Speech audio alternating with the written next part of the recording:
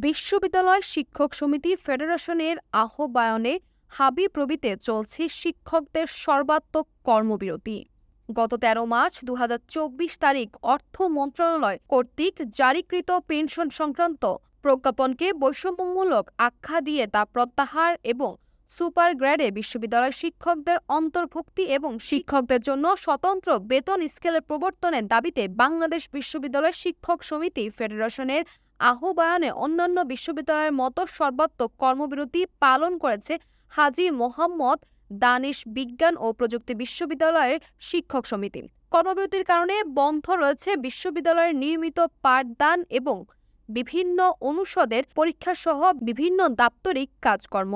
বর্তমানে কর্মবিরতির জন্য আমাদের ক্লাস পরীক্ষা সব স্থগিত রয়েছে। এই জন্য আমরা খুবই অনিশ্চয়তার ভিতরে ভুগতেছি যে আমাদের কবে ক্লাস পরীক্ষা হবে।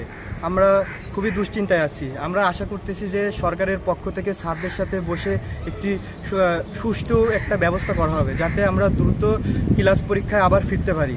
সার্বজনীন পেনশনের আওতাভুক্ত প্রত্যয় স্কিম সংক্রান্ত প্রজ্ঞাপন জারির পর থেকে এর বিরোধিতা করে আসছে বিভিন্ন বিশ্ববিদ্যালয়ের শিক্ষকগণ। এটি প্রত্যাখ্যান করে তা বাতিল করার জন্য এতদিন বিবৃতি প্রদান, গণস্বাক্ষর সংগ্রহ, মানববন্ধন, স্মারকলিপি প্রদান, অবস্থান কর্মসূচি, অর্ধ দিবস এবং পূর্ণ দিবস কর্মবিরতির মতো বিভিন্ন কর্মসূচি পালন করে আসছিলেন তারা। তবে এরপরও সরকারের পক্ষ থেকে তাদের দাবি মেনে না নিলে ১ জুলাই রোজ সোমবার থেকে সর্বাত্মক কর্মবিরতি শুরু করে দেশের সকল বিশ্ববিদ্যালয়ের শিক্ষক সমিতি।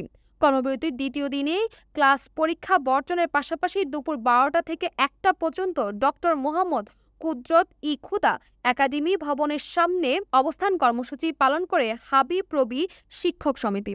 উক্ত কর্মবিরতি ও অবস্থান কর্মসূচিতে উপস্থিত ছিলেন হাবিপ্রবি শিক্ষক সমিতির সভাপতি অধ্যক্ষ ডক্টর মুস্তাফিজার রহমান, সাধারণ সম্পাদক অধ্যক্ষ ডক্টর সাদেকুর রহমান, গণতান্ত্রিক শিক্ষক ফোরামের সভাপতি অধ্যক্ষ ডক্টর ফাহিমা খানম, হাবিপ্রবি প্রগতিশীল শিক্ষক ফোরাম সভাপতির অধ্যক্ষ ডক্টর বলরাম রায়সহ বিভিন্ন শিক্ষক নেতৃবৃন্দ সহ সাধারণ শিক্ষকবৃন্দ।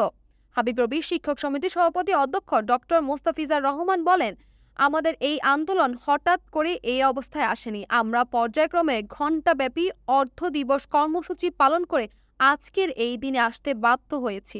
আমরা তরুণ প্রজন্মের জন্য লড়াই করেছি, আর এই আন্দোলন আমাদের দাবি না আদায় হওয়া পর্যন্ত চলবে। দাবি আদায় না হওয়া পর্যন্ত আমরা মাঠে থাকব। আমাদের ফেডারেশনের যে সিদ্ধান্ত নেবে আমরা তাতে অটল থাকব।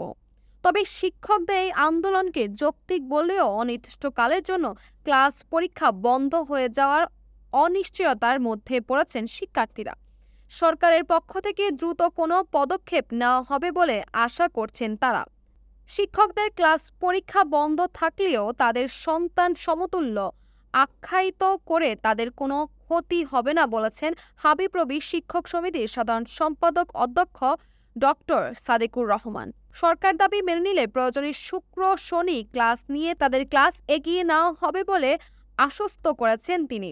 এদিকে কর্মবিরতি উপলক্ষে বিশ্ববিদ্যালয়ের ক্লাস পরীক্ষা বন্ধ থাকলেও খোলা ছিল বিশ্ববিদ্যালয়ের কেন্দ্রীয় গ্রন্থাগার এবং স্বাভাবিক ছিল বিশ্ববিদ্যালয়ের বাস চলাচল।